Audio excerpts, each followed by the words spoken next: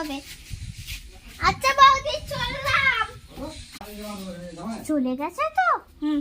কোথা থেকে যে সব আপদগুলো চলে আসে কে জানে। ভাগ্য ভালো চিনিটা আমি সামনে গড়াই রাখি, নাহলে নিয়ে নিত। দাঁড়া, উফ বৌদি আমায় চিনি দিল না। দাঁড়াও, বৌদি যখন আসবে তখন আমি চিনিই দেব না। উফ অনেকক্ষণ তো ঘুমালো, কিন্তু চাই